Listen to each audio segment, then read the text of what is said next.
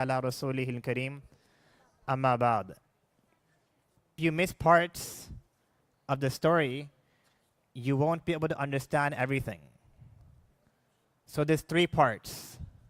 Part 1, Part 2, and Part 3. We will cover all 3 parts in today's talk. So first part is related to Imam Mahdi, rahimallahu ta'ala. The second part is related to Dajjal. And the third part is related to Isa alayhi salatu wassalam. Bismillahir Rahmanir Rahim.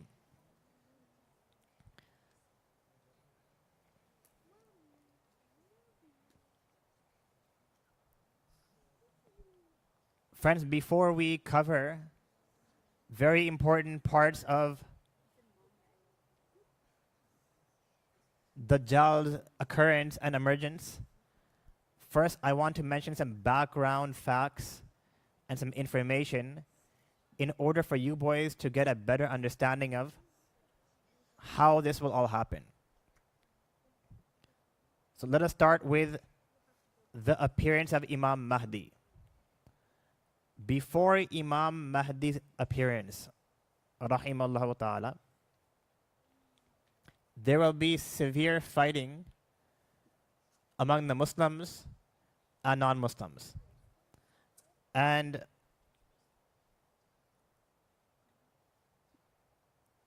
the Muslims, they will pair up with the Roman Christians. And they will fight battles, and Allah subhanahu wa ta'ala will grant them victory in their battle. After victory, one man from the Roman Christians will stand up and he will raise his cross. And he will say that the cross is dominant.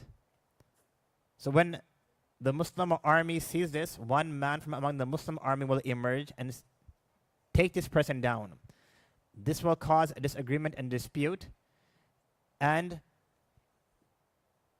the Roman Christians will break the peace treaty with the Muslims. And this will result into even more fighting. Now the leader of the Muslims will be martyred. Whilst all this is happening, the Muslims are now looking for a new leader. And Rasulullah sallallahu alayhi wasallam has said that towards the end of time, from my family, a leader will emerge. His name will be Muhammad, and his father's name will be Abdullah. So this man, whose name will be Muhammad and father's name will be Abdullah, he is the awaited Imam Mahdi. So Imam Mahdi is his title, and his name will be Muhammad. Nonetheless, he will travel from Medina Munawwara to Makkah Mukarramah, hoping that people will not make him the next Muslim leader. So while all this is happening, another army from Sham, and I mentioned before as well, Sham consists of Palestine, Lebanon, Syria, and Jordan. So one army will emerge from this region, and they will want to fight the Muslim army. So righteous people, very pious people, they will spot Imam Mahdi in Makkah Mukarramah performing tawaf. And they will see him in between the station of Ibrahim, which is known as Maqamu Ibrahim, and Ar-Ruknul Yamani. And they will pledge allegiance upon his hands, and they will force him to take the leadership position. And they will say that you are now the leader of the Muslims. So Rasulullah sallallahu alayhi wasallam explained in detail characteristics of Imam Mahdi. Number 1, he will never ever claim that he is Imam Mahdi. The videos which are shown on YouTube, that so-and-so person has claimed he's Imam Mahdi, these videos are outright completely wrong, because Imam Mahdi will never ever claim that he's Imam Mahdi. Rather, other pious people will spot him, will realize in light of the Quran and Hadith that this is a awaited Imam Mahdi, and they will force him to accept the leadership position. Imam Mahdi's family lineage is also preserved. His name will be Muhammad and his father's name will be Abdullah. And he will rule for 7 years. Nonetheless, when Imam Mahdi will be made the leader, there will be a very great battle between Muslims and non-Muslims, in particular the Roman Christians. So Muslims versus the Roman Christians. This is after Imam Mahdi has taken leadership. And in this battle, Rasulullah sallallahu alaihi wasallam, he had prophesied that many casualties will occur on both sides. And this will be a very great battle.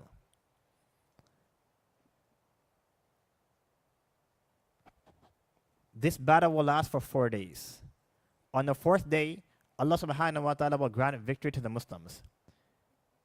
And just as it was mentioned, many Muslims will be martyred, and non-Muslims will lose, and those who are left among the non-Muslims, they will flee and run away. After winning this battle, Imam Mahdi will take his army now to a place called Constantinia. Constantinia is the modern-day Istanbul, which is located in Turkey. He will take an army of 70,000 people to Istanbul, and he will make takbir 3 times. La ilaha illallah wallahu akbar, la ilaha illallah wallahu akbar, la ilaha illallah wallahu akbar. And there will be no fighting. Rather, the opposition will surrender, and the entire locality and region will be handed over to Imam Mahdi and the Muslims.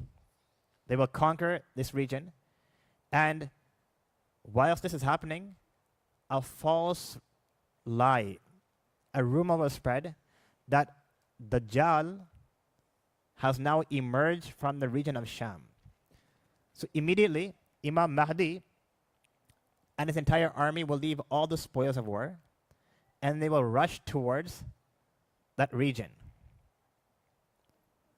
They will soon find out that this information was false and incorrect, and it was only a rumor. Shortly after this rumor spreads, then the emergence of Dajjal will actually happen.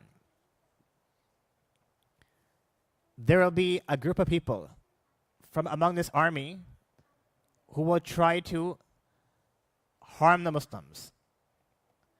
And they will reach a place called Bayda, which is located between Medina Munawwara and Makkah Mukarramah.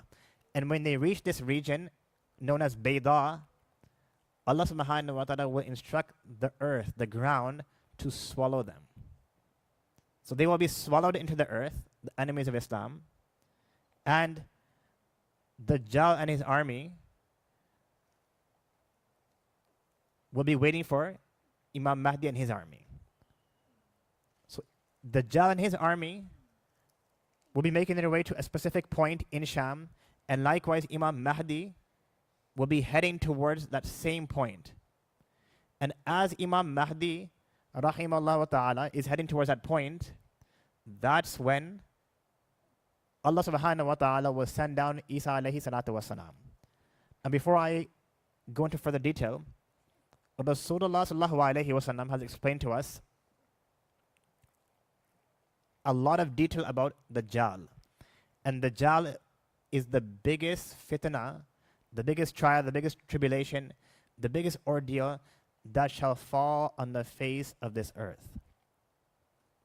There can be no bigger ordeal and fitna and test upon the Muslim ummah. Every single prophet that came, he warned his ummah of this great fitna. And the Rasulullah sallallahu alayhi wasallam said, if he emerges in our time, so he's addressing the Sahaba radiyallahu ta'ala, if he emerges during our time, I shall be sufficient. But if he emerges afterwards, then hold on to your iman. Your iman shall protect you. The stronger a person is in his iman, the easier it will be for him to safeguard himself. And the weaker he is in his iman, the more difficult it will become for him to protect himself from this great fitna. Nonetheless, Rasulullah sallallahu alaihi wasallam said that when Dajjal was born, 30 years prior to Dajjal being born, his parents, Dajjal's parents, they would have him as their first child. And when Dajjal was born, he was the most wretched person, causing the most harm out of all people. Nonetheless, an incident took place during the life of Rasulullah sallallahu alaihi wasallam. One companion, his name is At-Tamim Ad-Dari, radiyallahu ta'ala anhu. He mentioned an incident to Rasulullah sallallahu alaihi wasallam, and Rasulullah sallallahu alaihi wasallam confirmed this incident. He stood up in the masjid and he said to the companions, radiyallahu ta'ala anhum, that I need to speak to you. Please collect yourselves, gather yourselves, and listen to what I'm about to say. Then he said, Tamim Ad-Dari radiyallahu ta'ala anhu has just brought Islam upon my hands. He has pledged allegiance to me. He has pledged allegiance to Allah subhanahu wa ta'ala. Before he was a Christian. And then he mentioned a story of Tamim Ad-Dari wherein once he was traveling on ship, and due to the strong waves and current, the ship was stranded at sea for 1 whole month. So the waves kept pushing the ship here, there, and eventually the ship made its way to an unknown island. They then took the smaller ship, which was known as the emergency ships or emergency boats, and they made their way to the island. So nonetheless, they entered into a cave, and the first thing that they saw was a beast-type person. And the hadith says that this person had so much hair that we couldn't tell the difference between his backside and his front side. So the Sahaba radiyallahu ta'ala anhum, or the people that were with Tamim Ad-Dari, they asked, who are you? He said, I am Jassasa. Jassasa means I am a spy. Then this beast said to Tamim Ad-Dari and his companions that keep going further in. There is someone waiting for you who wants to ask you questions. So Tamim Ad-Dari says that I was extremely scared. That how does this person know my name? Because he mentioned his name. Nonetheless, they continued further. And when they entered that monastery, they saw a humongous individual who was chained up. His hands were locked to his neck, and his knees and ankles were locked in tight chains. So this person, they said to this person, who are you? And he said to them, who are you? So they said, can someone just quiet these boys? Jazakumullah. So this man said that I am Masihud Dajjal. Then he asked him 3 questions. He asked him, question number 1, can you tell me about the Garden of Baysan? Question number 2, can you tell me about Buhaira Tabariya, which is a river? Question number 3, can you tell me about the spring of Zaghar? And the 4th question he asked was about Rasulullah sallallahu alaihi wasallam. Nonetheless, the question in respect to Rasulullah sallallahu alaihi wasallam was, how did the Arabs deal with Rasulullah sallallahu alaihi wasallam? So he replied by saying, they had several battles, and Rasulullah sallallahu alaihi wasallam and the Muslims won. So this person who was Masih ad-Dajjal, he said, it is better for the Arabs to follow and worship his way, to follow his way. Nonetheless, thereafter he said that I will very soon be allowed to leave this position of mine, and I will roam on the entire earth, and I will cross every single area in my path apart from two places, Makkah and Medina. At the borders of Makkah and Medina will be angels holding swords, and they will not allow me to enter into the borders of Makkah and Medina. And I will stay for 40 days. The first day will be equivalent to 1 year. The second day will be equivalent to 1 month. And the third day will be equivalent to 1 week. And thereafter, the remaining 37 days shall be normal days. When Rasulullah sallallahu alayhi wa sallam was mentioned in this hadith, the Sahaba radiallahu anhu asked him that, how should we pray our salah on the first day? Do we only pray 5 salah? Because if 1 day is equivalent to 1 whole year, do we only pray 5 salah and that's it? Rasulullah sallallahu alayhi wa sallam said, no. You will pray salah by estimating the time. So you will estimate a 24-hour period and you will pray your 5 times salah in that manner for the entire duration of this 1 day, which will be 1 year. Then Dajjal said that I will come for 40 days, and thereafter, for as long as I am destined to be there, I will cause havoc, I will cause corruption. And then Isa alayhi salatu wasalam, special mission will be to slay and to kill the Dajjal. Nonetheless, Rasulullah sallallahu alayhi wasallam, he narrated the entire incident. And he always warned his ummah, us, me and you, to be very, very cautious of Dajjal and his fitnas. Before the Dajjal comes, remember, Dajjal is a very evil human being. Before he comes, the entire world and the world resources will be in his favor. So he cannot just come out of nowhere. Rather, he will only come when preparation for his arrival has already been made. Can you save your question until afterwards, inshallah? So when he does come, Rasulullah sallallahu alayhi wa sallam has explained to us that number one, he will claim that he's Allah and he's God. And thereafter, Rasulullah sallallahu alayhi wa sallam said, he will have one defective eye and the other eye will be blind.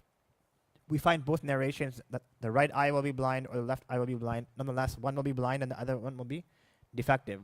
He will have the letters Kaf, Fa, Ra written on his forehead. And these letters will be imprinted and only Muslims will be able to see these letters.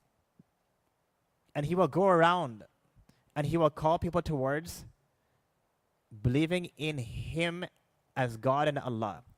So those who accept him as God, those who accept him as their creator, he will allow rain to fall.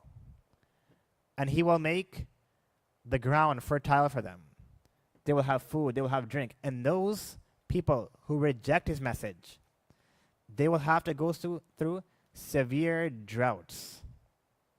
Severe droughts. Rasulullah sallallahu alayhi wa sallam has mentioned, he will have fire in one hand and water in the other hand.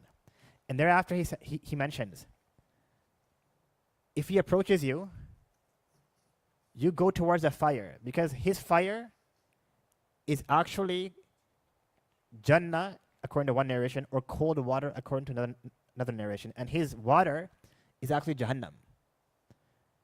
So it'll either have water and fire, or it'll have Jannah and Jahannam. Nonetheless, Dajjal will operate on illusionary and on magic. That means whatever he does is basically magic.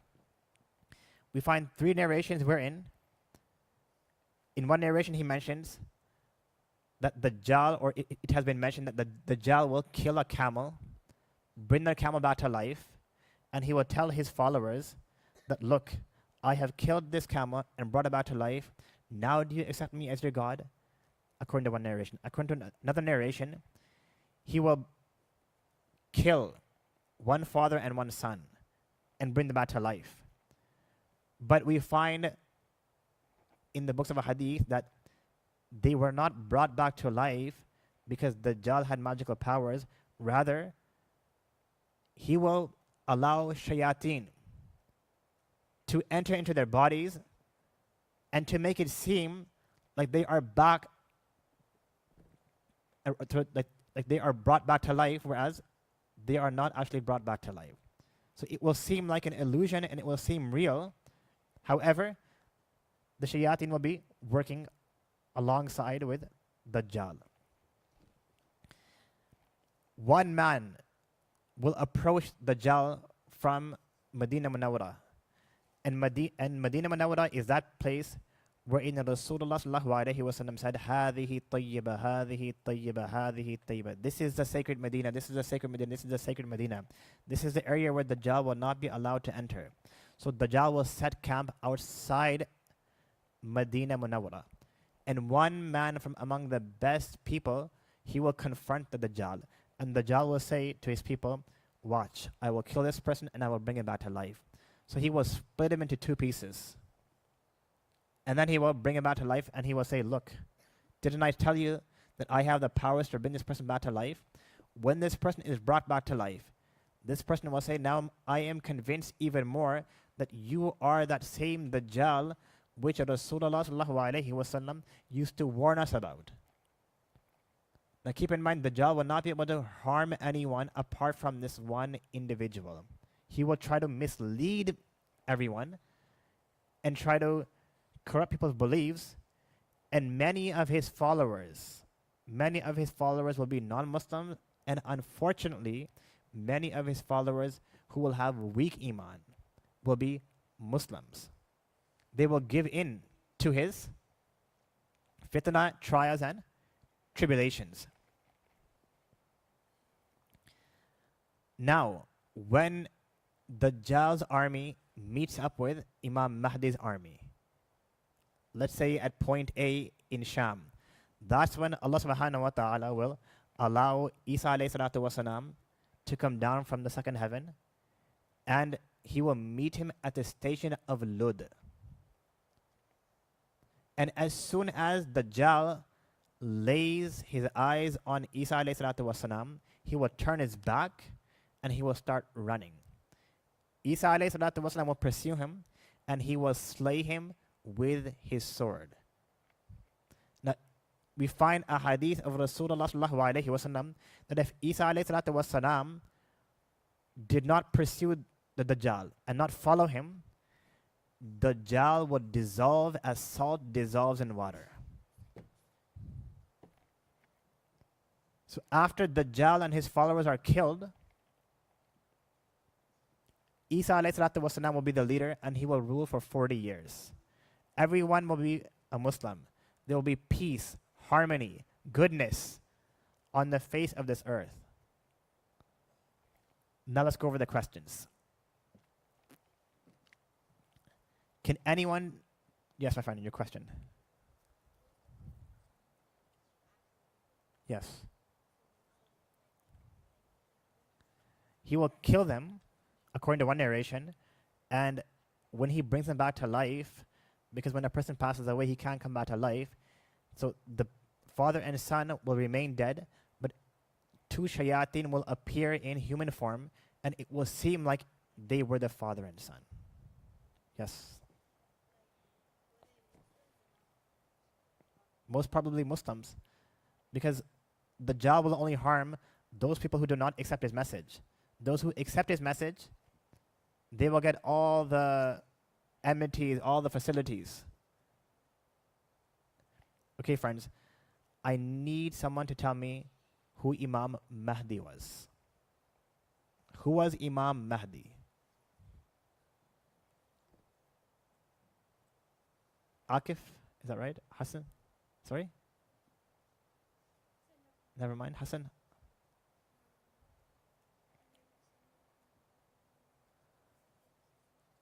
Very good, mashallah. Mashallah. Mashallah. Very good. That's a very key point.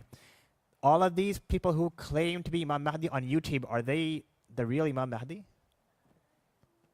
Yes. No, why?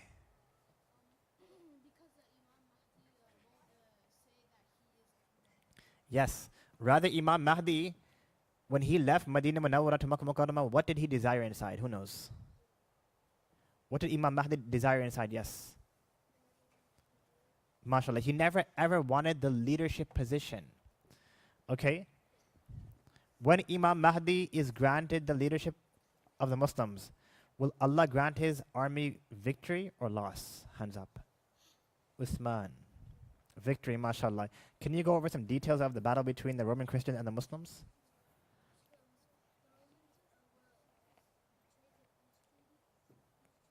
Okay.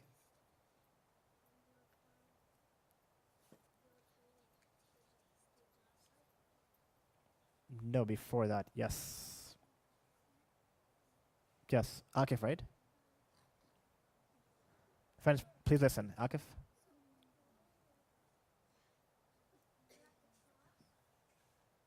Okay.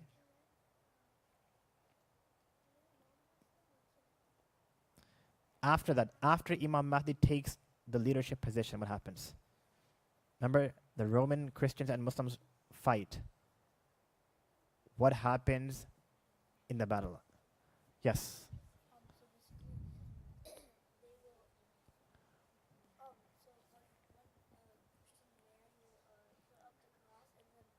No, this was before Imam Mahdi's emergence. What happens after he comes? Yes.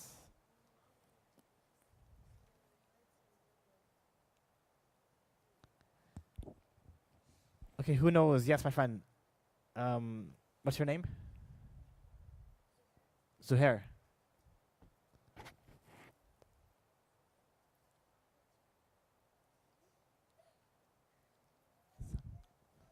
Okay, my friend, yes. Do you have an answer for us?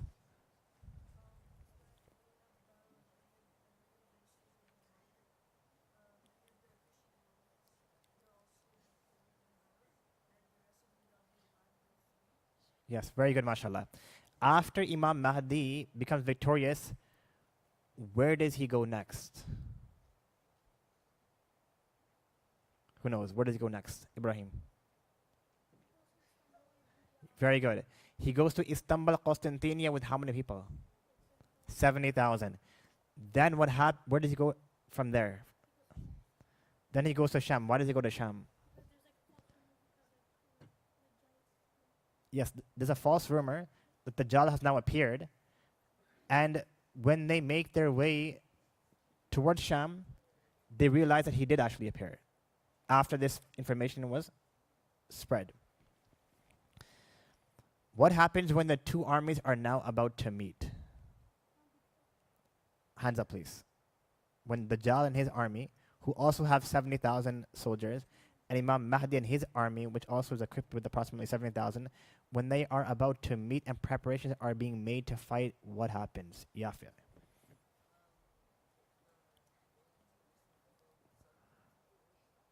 No, my friend, that happens before. Uthman. Very good. Allah subhanahu wa ta'ala was sending Isa alayhi salatu wasalam. What will Isa alayhi salatu wasalam do? Who knows? This is the most important question. Hamdan, what will Isa alayhi salatu wasalam do? My friend, you have to pay attention. Yes, my friend. Sorry? You'll fight the Dajjal, and what happens after that? Who knows? After he fights him, what will happen? Yes. He'll run away, and then what happens? Where's Musa? Where's Musa? My friend? No? No answer today? Yes, my friend.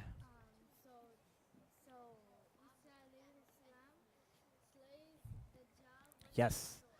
Isa alayhi salam will slay him with the sword. And let's assume if he didn't follow him, what would happen? Ibrahim. He will dissolve, yes. And friends, this will be the end of the Dajjali Fitnah. Okay, friends, a bonus question. Bonus question. I didn't mention this in the talk. Maybe some of you boys might know the answer. Can anyone mention one small Dajjal? I mean, before the main Dajjal comes, there will be small little Dajjals. Can anyone mention one small Dajjal? Yes. Yeah, just no, my friend. They will come afterwards. No, not your cousins. La hawla wa la quwwata illa billah. Friends, anyone? Okay, we'll leave this question for another date, okay? Now, friends, the boys who are 4, 5, and 6, quietly make your way to the back, okay? 4, 5, and 6. Quietly make your way to the back.